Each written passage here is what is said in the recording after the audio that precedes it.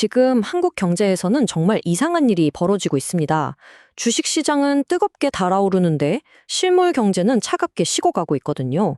마치 한 나라에서 벌어지는 일이라고는 믿기 힘든 이 거대한 모순.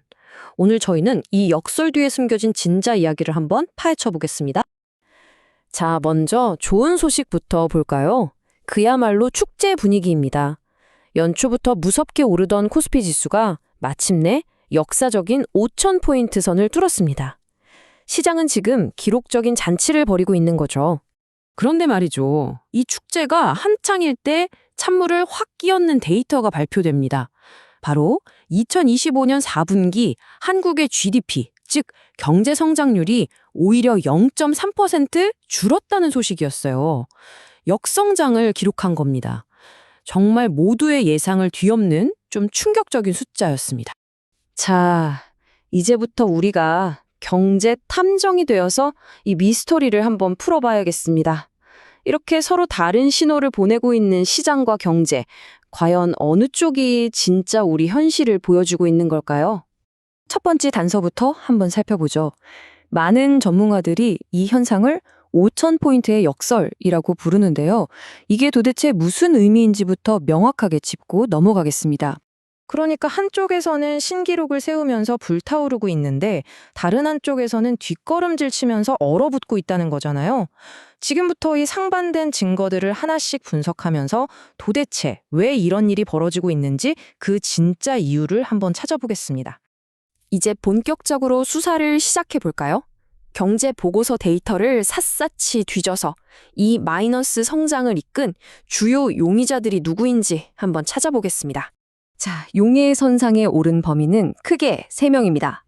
첫째, 생각보다 훨씬 심각했던 건설 경기의 부진. 둘째, 수출이 늘긴 했는데 수입이 더 많이 늘어서 오히려 전체 성장을 깎아먹은 순수출. 그리고 마지막으로 꽁꽁 얼어붙은 사람들의 지갑, 바로 민간 소비입니다. 여기서 특히 우리가 주목해야 할 단서가 바로 이 수출입니다. 겉으로 보이는 수출액만 보면 분명 호황이거든요. 그런데 그 속을 자세히 들여다보면 실제 우리가 팔아넘긴 물건의 양, 즉 수출 물량은 거의 늘지 않았어요. 그럼 이 숫자는 뭐냐? 바로 반도체 가격이 많이 올랐고 원화 가치가 떨어져서 생긴 일종의 착시 현상이었던 셈이죠.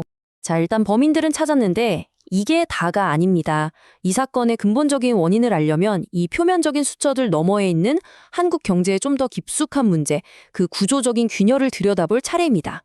첫 번째 균열은 바로 건설 부문에서 나타납니다. 정말 이상한 상황이죠. 집값은 하늘 높은 줄 모르고 오르는데 정작 새 건물을 짓는 건설 현장은 꽁꽁 얼어붙어 있다는 겁니다. 이걸 바로 건설의 역설이라고 부릅니다.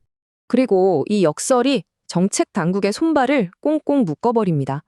왜냐하면 침체된 건설 경기를 살리겠다고 돈을 풀었다가는 자칫 이미 불붙은 부동산 시장에 기름을 붓는 꼴이 될 수 있으니까요. 이러지도 저러지도 못하는 딜레마에 빠진 거죠. 또 다른 균열도 있습니다. 바로 기업 양극화 문제인데요. 한 분석 보고서는 이걸 아주 정확하게 짚어냅니다.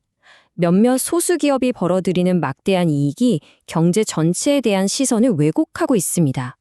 즉, 몇몇 잘 나가는 기업의 성과가 마치 우리 경제 전체가 좋은 것처럼 보이게 만드는 또 다른 착시 현상을 만들어내고 있다는 겁니다. 이게 바로 그 왜곡이 만들어내는 그림자라고 할 수 있습니다. 삼성전자 같은 몇몇 거대 기업의 빛나는 실적, 그 뒤에는 신용 위험에 내몰리는 수많은 중소기업들과 월급은 오르지 않는데 물가만 올라서 얇아진 지갑을 걱정하는 우리 소비자들이 있는 거죠. 결국 경제의 허리가 점점 약해지고 있다는 신호입니다. 자, 이제 시야를 좀 더 넓혀서 해외로 가보겠습니다. 특히 미국 경제와 비교해보면요, 이 미스터리를 풀 아주 결정적인 단서가 보이기 시작합니다. 두 나라의 성적표가 정말 극과 극이에요. 우리가 마이너스 성장을 기록한 바로 그 시점에 미국 경제는 연율 기준으로 무려 5.4%라는 어마어마한 성장세를 보였습니다. 이건 완전히 다른 세상 이야기죠. 그리고 분석가들은 바로 이 지점에서 핵심적인 결론을 내립니다. 최근 원화 가치가 계속 떨어지는 진짜 이유, 그 근본적인 원인이 단순히 금리 차이 때문이 아니라 바로 이렇게 벌어지고 있는 한국과 미국의 경제 체력, 즉 성장률의 격차 때문이라는 겁니다. 이게 바로 환율 미스터리의 정체입니다. 보통 한국과 미국의 금리 차이가 줄어들면 원화 가치는 올라가야 하거든요. 그게 교과서적인 설명인데 최근에는 완전히 반대로 옮기렸잖아요. 왜 그랬을까요? 시장이 더 이상 금리 차이보다는 두 나라의 경제 기초 체력, 즉 성장률의 차이를 훨씬 더 중요하게 보고 있다는 명백한 증거입니다.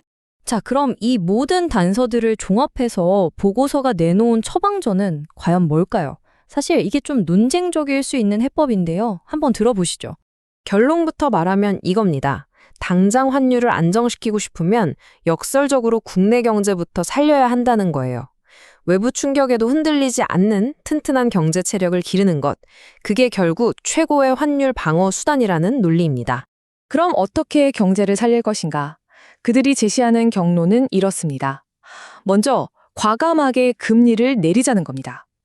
그렇게 해서 이자 부담에 힘겨워하는 가계와 기업의 숨통을 좀 틔워주고 이게 자연스럽게 내수 소비와 투자 활성화로 이어지게 만들자는 거죠. 그렇게 미국과의 성장률 격차를 좁혀 나가는 것, 이것이야말로 원화 가치를 근본적으로 튼튼하게 만드는 길이라는 주장입니다. 보고서는 이 금리 인하가 성공적으로 작동하면 최대 0.2%포인트의 추가 성장을 이끌어낼 수 있다고 분석하는데요. 이게 작아 보일 수 있지만 지금 같은 마이너스 성장 국면에서는 정말 무시할 수 없는 숫자입니다. 결국 우리는 이 질문 앞에 서게 됩니다. 과연 이 금리 인하라는 카드는 침체된 한국 경제를 살릴 수 있는 꼭 필요한 치료제일까요? 아니면 자칫 환율을 더 불안하게 만들 수 있는 위험한 도박일까요? 정책 결정자들이 마주한 이 거대한 딜레마에 대해 여러분의 생각은 어떠신가요?